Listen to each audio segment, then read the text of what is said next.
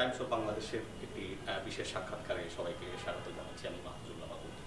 দর্শক, আজকে আমার সঙ্গে আছেন প্রিমিয়ার ব্যাংকের নতুন board chairman doctor Arifur Rahman. তিনি ব্যাংকটির উদ্যোক্তা। দীর্ঘ প্রবাস জীবন শেষে তিনি আবার ব্যাংকটির হাল ধরেছেন সম্প্রতি, তো 19 আগস্ট। আমরা তার সঙ্গে কথা বলবো যে তিনি আসলে ব্যাংকটিকে কি অবস্থায় দেখছেন, তার পরিকল্পনা কি, আসলে এখান থেকে ব্যাংকটিকে আরো দূর এগিয়ে নিয়ে যাওয়ার। একটা বড় ধাক্কা তো আসলে দেশের ব্যাংকিং ইন্ডাস্ট্রির উপর দিয়ে গিয়েছে। বাংলাদেশের স্বাধীনতার পর থেকে এই পর্যন্ত ব্যাংকের ইতিহাস আমরা পর্যালোচনা করি, তা আমরা দেখি যে এই সব ভুলগুলি শুরু হয়েছে উপর থেকে। রাজনৈতিক নেতা, দেশের নেতা, দেশের শাসক, তাদের যে মনোবৃত্তি সেইটা প্রসারিত হয়েছে ব্যাংকের, বাংলাদেশ ব্যাংক গভর্নর এবং অন্যান্য ব্যাংকের, সেখান থেকে তাদের যে ফাঁক ফোকর বা তাদের যে সুবিধা দেওয়ার যে প্রবণতা, সেখান থেকে ছড়িয়ে গেছে বিভিন্ন ব্যাংকের ভিতরে। যে প্রাইভেট ব্যাংকের লাইসেন্স দেওয়া একটার পর একটা হিউজ লাইসেন্স, টাকা দিলেই লাইসেন্স, গভর্নমেন্টের ফি, তারপর এক্সট্রা ফি, এগুলো দিলেই ব্যাংকের লাইসেন্স পাওয়া যেত। যিনি ব্যাংকটা বানিয়েছেন তারা আমাকে বললো যে এত টাকা হলো গভর্নমেন্টের ফি, এটা জমা করতে হবে, আর এত টাকা হলো একজনের ফি, এটা তাকে দিতে হবে। তাই বললাম এটা দিতে হবে কেন? বলে এটা না দিলে আপনার ব্যাংকের পারমিশন হবে না। এই ব্যাংকের ইনসেপশনের সময় আমার বন্ধু বান্ধবরা বেশ কয়েকটা ব্যাংক করেছে। ওই সময় আমরা যখন তারুণ্যে আমরা দেশ বিদেশ ঘুরে বেড়াচ্ছি, সবাই, কেউ তো বাংলাদেশে বড় লোক ছিল না, কেউ এত বিশাল শিল্পপতি, বিশাল প্রপার্টির মালিক ছিল না। আমরা যারা এই রেমিটেন্স যোদ্ধাদের তৈরি করেছি, আমাদের কারণে বাংলাদেশ এই যে হিউজ একটা রেমিটেন্সের যে পরিমাণ আসা শুরু হলো, এটা আমাদের কারণে, এটা আমরা অবশ্যই দাবি করতে পারি। তো তখন থেকেই আমার কিন্তু একটা একটা ইয়ে ছিল, অবজারভেশন ছিল যে banking sector is not a pure sector. উনি কি, উনি ব্যাংকের চেয়ারম্যান। আমরা মনে মনে বলতাম উনি ব্যাংকের চোরম্যান। টাকাওয়ালা মানুষ, ক্ষমতার মানুষ, এদেরকে কারো কিছু বলা যায় না। কিন্তু এখন যেমন আপনারা আমাকে সরাসরি প্রশ্ন করতে পারছেন, আমিও সরাসরি জবাব দিতে পারছি। এই পরিবেশ তো ছিল না সত্যি কথা বলার। এখন পর্যন্ত কত হিসাব জানি, $294 বিলিয়ন চলে গেছে, দেশের বাইরে গেছে অথবা ভিতরে লুকিয়ে রাখছে সামথিং। এই টাকাটা তো নাই আমাদের অ্যাকাউন্ট থেকে চলে গেছে। এখন এই ঘটনাগুলির জন্য তো প্রত্যেকটা ব্যাংকই ডিফেক্টিভ। আজকে এখন 26টা ব্যাংকের কোনো বাপমা নাই, কোনো আগা মাথা কিছু ঠিক নাই। তো আমাদের ব্যাংক তো ওটার বাইরে না। তো আমাদের ব্যাংকেরটা আমার মনে হয় যে ওইরকম ডিজাস্টারাস পজিশনে যায়নি। তো সেই দিক দিয়ে প্রিমিয়ার ব্যাংক অনেক ভালো আছে। আপনি যদি আমাদের এনপিএল দেখেন, 23%, it's less than many banks. আমাদের যদি ক্যাপিটাল, আমাদের লস আছে প্রায় 1100 কোটি। এটা অন্যান্য ব্যাংকের তুলনায় অনেক কম। একজন চেয়ারম্যান তো 25 বছর থাকতে পারে না চেয়ারম্যান। একটা পরিবারের কাছে আপনার 30%-এর শেয়ার থাকতে পারে না। তো এইসব কমপ্লেন্সগুলি কারণে, তারপরে তো ছোটখাটো কমপ্লেন যেগুলি আছে, সেই কারণে প্রিমিয়ার ব্যাংক যে নতুন যে পর্ষদ তারা গঠন করে দিয়েছেন, যে বোর্ড, সেখানে 5 জন হচ্ছেন সুপার ডুপার ব্যাংকার। তারা এত এক্সপেরিয়েন্স, তাদের সামনে আমাদের যে এক্সিস্টিং যারা সিনিয়র ব্যাংকার্স আছেন তারা মোটামুটি শেখি হয়ে যান। আমি তো দেখি কি কি কথা বলে, যে ওনাদের কথা শুনে সব থম হয়ে যায়। এমন সুপার ব্যাংকার্স তারা। বাংলাদেশ ব্যাংক পারফেক্টলি 5 জন মুরব্বী আমাদেরকে দিচ্ছেন, they are really really qualified. I am very happy with them. আমাদের দেশে ইনভেস্টররা আসে টেকনোলজি নিয়ে, কন্ট্রাক্টিং একটা চুক্তি নিয়ে আসে, একটা সাপ্লাই চুক্তি নিয়ে আসে। তারা আমাদের ব্যাংক ইউজ করে, তাদের কিছু পয়সা নিয়ে আসে, আইসা তারা করে কি এখান থেকে মাল কামাই করে, এখান থেকে মালটা বাইরে পাচার করে। এইটা আমি মনে করি অ্যাজ এ ব্যাংকার যে নো, এই ট্রেন্ড চেঞ্জ করতে হবে। আমি সমস্ত ব্যাংকে এবং আমি বাংলাদেশ ব্যাংকেও আমি ইনশাল্লাহ আইডিয়া দেবো যে আমি যেহেতু বিদেশে ছিলাম, বাংলাদেশে কোনো ব্যাংকার টাকা আনে না। পাকিস্তানের মতো দেশে প্রায় 34টা চাইনিজ ব্যাংক আছে। আমাদের তো এখানে বিদেশি ব্যাংক আনতে হবে, আর না হলে আমাদের বিদেশি ব্যাংকের টাকা আনতে হবে আমাদের সঙ্গে। আমার পার্টনার করতে হবে, তারা ইনভেস্টমেন্ট আনুক, তারা আমার সঙ্গে টাকা ঢোকা। আমার যদি ক্যাপিটাল না থাকে, আমি আমার দেশ ডেভেলপ করবো কেমন করে? হ্যাঁ, আমি যেটা লক্ষ্য করলাম, সেখানে আমার ব্যাংকের অফিসাররা যারা ফরেন ফান্ড হ্যান্ডেল করে, ইভেন বাংলাদেশ ব্যাংকে যারা রেগুলেটর হিসেবে কাজ করে ফরেন ফান্ডের, তাদের একটা বিশাল গ্যাপ আছে। এখন পৃথিবীতে কি হচ্ছে এটা ওনারা ধরতে পারতেছেন না। আমার সব জায়গায় আমার আনা দিতে হবে যে কোনখান থেকে আমি ইনভেস্টমেন্ট আনতে পারি। কারণ বাংলাদেশে যদি আপনি বাইরের ফান্ড পাঞ্চ না করেন, ক্যাপিটাল ইনজেকশন না করেন, তাহলে আমাদের তো এমনিই তো ইনভেস্টমেন্ট আসতেছে না, তাহলে will be gone. Government $2 billion loan নিল কদিন আগে, তাই না, 2 সপ্তাহ আগে। তো why they will take loan? They will take loan from আমাদের থ্রুতে, আমরা প্রাইভেট ওয়েতে আমরা ইনভেস্টরদের নিয়ে আসি এখানে। সেইখানে আমরা কমপ্লায়েন্সের থ্রু তারা যদি এখানে আসে অ্যান্ড আমরা ওই টাকাটা আমাদের স্টেট ফান্ডের সঙ্গে আমাদের ওয়েলথের সঙ্গে আমরা করতে পারি, অ্যাড করতে পারি, এটা তো দেশ বেনিফিটেড হবে। আমার প্রজেক্ট কেমনে চালাবো? আমাদের ব্যাংকিং সেক্টরে আমাদের রোল মডেল হবে দুবাইয়ের ব্যাংকগুলি, রোল মডেল হবে সিঙ্গাপুরের ব্যাংকগুলি, মালয়েশিয়ার ব্যাংকগুলি, যারা বাইরের ফান্ড দিয়ে আজকে উপরে উঠে গেছেন।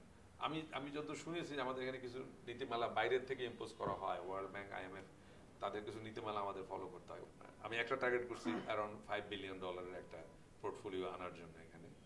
তো আর একটা ছোট ছোট কিছু ব্যাংক, তারা বিখ্যাত ব্যাংক, কিন্তু তারা এত টাকা দিতে রাজি না, তারা 100-200 মিলিয়ন দিতে রাজি আছে। তো এটা নিয়ে আমরা দরখাস্ত দেব যে আমরা এই করতে চাচ্ছি।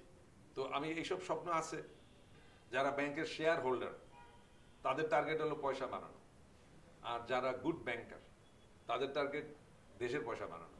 তো দেশের পয়সা বানানোর মানুষগুলো যখন ব্যাংক নিয়ন্ত্রণ করবে, তখন এই দেশের অর্থনীতি উপরে উঠবে।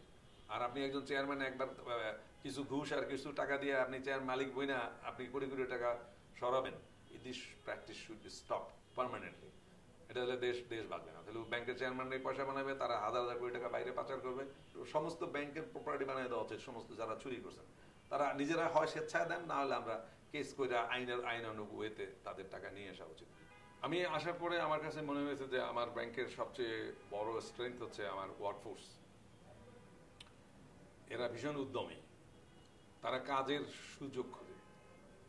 আমার প্রায় 3500 ওয়ার্কফোর্স আছে আমাদের, হিউজ ব্রাঞ্চিং এবং আমাদের যে ইউনিটগুলি এজেন্ট ব্যাংকিং হিসেবে কাজ করে। তো আমরা এসে তাদের ভিতরে যে একটা যে নেগেটিভ ভাইবগুলি ছিল ওগুলো আমরা মোটামুটি ক্লিয়ার করে দিয়েছি। তারা এখন সবাই উজ্জীবিত। বাংলাদেশ ব্যাংক থেকে একটা ডাইরেক্টিভ এসেছে, যদি ব্যাংক তার বেনিফিট দেখাতে না পারে তাহলে ওই ব্যাংকের বোনাস, বেতন বৃদ্ধি সব বন্ধ। তো এখন এই ডাইরেক্টিভ তো আমাদের ফলো করতে হবে। এখন আমি আমার কর্মী বাহিনীর যতই প্রশংসা করি, যতই তারা সৎ হোক, বাট রেজাল্ট তো, গ্রোথ তো ভালো হয়নি। তো এইটা একটা আমাদের জন্য একটা চ্যালেঞ্জিং ইস্যু। আমি আশা করি যে ভেরি সুন আমাদের কার্যকলাপ যে পজিটিভ আমরা ভাইবগুলি নিয়ে যাচ্ছি, পুরো কর্মী আমাদের সমস্ত ওয়ার্কারদেরকে আমরা পজিটিভ মোডে নিয়ে এসেছি।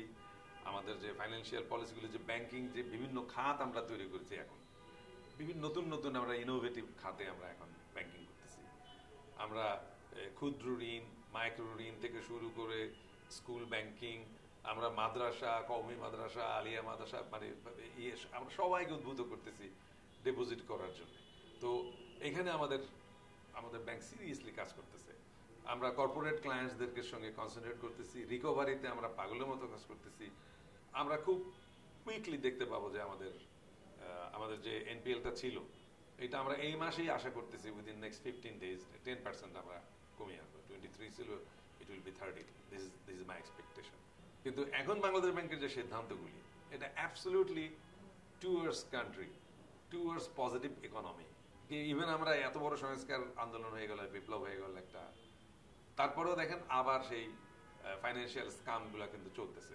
সেই তুলনায় ব্যাংকিং সেক্টর কিন্তু অনেকটা পাশাপাশি অনেক ভালো।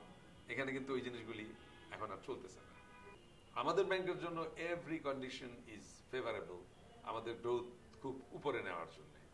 আমি যে ব্যাংকের ফাউন্ডার, ভাইস চেয়ারম্যান, সেটা বাংলাদেশ ব্যাংক জানতোই না। কোথাও কোনো ডকুমেন্ট নাই, কোথাও কোনো খবর নাই। তো যখন ব্যাংকটা চলে যাচ্ছে, তখন খুব সম্ভবত কেউ একজন বলছেন যে এই প্রিমিয়ার ব্যাংকে পুরোপুরি গভর্নমেন্টের আন্ডারে নেওয়ার দরকার নাই বা মার্জ করার দরকার নাই, কারণ ওখানে কিছু শেয়ার হোল্ডার আছে যারা ভালো মানুষ, তাদের বিরুদ্ধে কোনো অভিযোগ নাই। তারপরেও আমাকে মানে টেন করার চেষ্টা হয়েছে, উনি পলিটিক্যাল ক্যারেক্টার, তারপরে উনি অমুক দল করেন, তমুক করেন। এই বাংলাদেশ ব্যাংক সেই আগের বাংলাদেশ না। আগের যে 3জন গভর্নরের সময় যে বাংলাদেশ ব্যাংকের যে অপকর্ম বা যে তাদের যে ফেইলিউর, যে কারণে তাদের নাম এখন ইসের মধ্যে দুদকের এবং অন্যান্য বিচারের মধ্যে চলে এসছে, এটা খুব লজ্জাজনক না? উই আর লাকি দ্যাট আমাদের দোষগুলি মানুষ জানছে। এটার কারণে বাংলাদেশ ব্যাংক পারফেক্টলি খুব ন্যায্য বিচারে প্রত্যেকটা ব্যাংকের সঙ্গে ন্যায্য বিচার করছেন। ওনারা যে দয়া করে আমাদেরকে কারোর সঙ্গে মার্জার করে দেননি, আমাদেরকে আলাদাভাবে থাকতে দিচ্ছেন, এবং শেয়ার হোল্ডারদের তরফ থেকে আমাকে একজনকে দিচ্ছেন। আমি বাংলাদেশ ব্যাংকের রিকোয়েস্ট করবো যে আমাদের মধ্যে পিওর যারা শেয়ার হোল্ডার আছেন, খুবই কম, মানে অভিযুক্ত পাওয়া ছাড়া, তাদেরকে আমরা যাতে আনতে পারি। আর আমাদের মধ্যে যারা আমরা শেয়ার হোল্ডার হিসেবে ভুল ত্রুটি করছি, যেগুলি একদম প্রমাণিত ধরা পড়ছে, এদেরকে যদি আমরা বাংলাদেশ ব্যাংকের নিয়ম অনুযায়ী আমরা সরাতে পারি, তাহলে এই ব্যাংক উইল বি পিওর। আমাদের যে ছোটোখাটো দোষ ত্রুটি আমরা শুনছি, এগুলি আমরা কাটিয়ে উঠতে পারবো। আমি তো আমার এদেরকে ধরবো, আমার ম্যানেজমেন্টকে, যে আমরা এগুলো কেন জানি না। এই 1000 কোটি টাকা নিয়ে গেছে, 33 নিয়ে গেছে, 4টার সময় অর্ডার হয়েছে, 10টার সময়। আমরা তো যেদিন আসিস সেদিন তো আমাদের ডিটেলস বলা উচিত ছিল, কারা কারা ইনভলভ। আমরা তো একটা তদন্ত কমিটি করছি, সেখানে আমরা 2জনকে পানিশমেন্ট দিচ্ছি, এখন দেখতেছি অনেক লোক জড়িত ছিল। এখন তো আমাদের সেইটার পেনাল্টি দিয়েছে আমার ব্যাংক। গভর্নমেন্টের আমাদের $1,31,000 আর $30,000 এটা উঠে নেওয়া হয়ে গেছে আফটার গভর্নমেন্ট ওই অ্যাকাউন্টগুলি ক্লোজ করে দিয়েছে। তো আপনারা যারা নিয়ে গেলেন, এটা ব্যাংকিং ভাষায় ক্যামেলকো, ডেপুটি ক্যামেলকো, তারা এটা দায়ী। তো আমরা কারা কারা টোটাল দায়ী ছিল, বাংলাদেশ ব্যাংক আমাদের ইনস্ট্রাকশন দিল যে আপনারা সবাইকে স্টার্ন পানিশমেন্ট দেবেন। They use this word, stern punishment দিতে হবে। তো এইরকমভাবে এক একটা ব্যাংক স্বচ্ছতার আন্ডারে আনতে হবে। তো আমি নতুন দায়িত্বপ্রাপ্ত এটার খাদেম হিসাবে আমি মনে করি যে আমার এই স্বচ্ছতাটা আনতে হবে। প্রায় 12 লক্ষ লোকের টাকা আছে, তারা প্রত্যেকে ব্যাংকের মালিক। আপনি এখানে টাকা রাখছেন, you are one of the owner. কারণ আমরা একটা চেয়ারম্যান বাংলাদেশে প্রুভ করতে পারে নাই যে আমি একটা রিয়েল চেয়ারম্যান, আমি তো চোরম্যান। এটা আমার ডেফিনেশন। এখন আমাদের কোনো গ্রাহক টাকা জমা দিয়েছেন, উনি ব্যাংকে এসে চেক তার অনার হয়নি এবং টাকা পাইনি, একটা কমপ্লেন আপনি হাজির করতে পারবেন না। আমরা এইটা সিরিয়াসলি মেনটেন করতেছি। যদি কেউ দেখে এরকম হয়, তাহলে আমরা যারা মানে শেয়ার হোল্ডাররা আছে, আমাদের পয়সার থেকে বেজে আপনাদের টাকা দেবো, কিন্তু তাও আপনারা কেউ খালি হাতে যাবেন না। মানে this is my guarantee. Second thing হলো যে no crime, zero crime, minus crime. যদি আমার কোনো দোষ দেখেন, আমার কোনো ক্রাইম দেখেন, সবচেয়ে আগে এইটা প্রমাণ সহ প্রচার করলে মিথ্যা কথা লিখবেন। আমি চেয়ারম্যান না, শুধু কোনো ডাইরেক্টর, কোনো কর্মকর্তা, কোনো ব্যক্তি, 0 টলারেন্স। তা আমাদের ফার্স্ট সৎ ব্যাংকিং শিখেছেন আমাদের নবী সাল্লাল্লাহু আলাইহি ওয়াসাল্লাম। তো আমি আমার কাছে এই 2জন এই ব্যাংকিং জগতে আমি ঢুকতেই চাই নাই যে এটা একটা সুদের ব্যবসা, আমি আল্লাহর কাছে কি জবাব দেব। কিন্তু আমি দেখলাম যে না, এখানে যেহেতু ঢুকে গেছি এই ব্যবসার মধ্যে, তো এখানে তো আমার একটা আল্লাহর কাছে জবাব দিতে আছে, কিয়ামতের দিনে জবাব দিতে হবে। So I am very very কশাস about this. কিন্তু পারে না হইলো ব্যাংকের ভিতরে যে কর্মচারীরা থাকে তারা অসৎ, তাদের টার্গেট এখান থেকে তারা মাল কামাবে, তারপরে এখান থেকে তারা বেনিফিট নেবে। সবাই তো একটু পয়সার করতে চায় যে এক্সট্রা পয়সা কেমন করে কামাতে পারি। আমি আমার স্টাফদের সবাইকে বলছি যে আমরা ব্যাংকের জন্য কাজ করতেছি, আপনারা এত পয়সা এত বোনাস পাবেন ইনশাল্লাহ একটা দিন, আমাকে কাজ করতে দেন, কিন্তু অসৎ কিছু করবেন না। আপনারা যা যা ভুল করছেন অতীতে, সব ভুল আমার কাছে এসে বলেন, will try to correct it. কাউকে আমরা চাকরি খাচ্ছি না, কাউকে আমরা পেনাল্টি করতেছি না, কিন্তু ভুলগুলি আমাদের কাছে বলতে হবে, বুঝতে হবে, ওখান থেকে আমরা শিখবো এবং ভুলগুলি আমরা কারেক্ট করব। আমার bank will run in a conservative with a conservative mind. এই কনজারভেটিভ মাইন্ডের মধ্যে আপনার ধর্মবিশ্বাস থাকবে, আপনার দর্শন থাকবে, আপনার সততা থাকবে।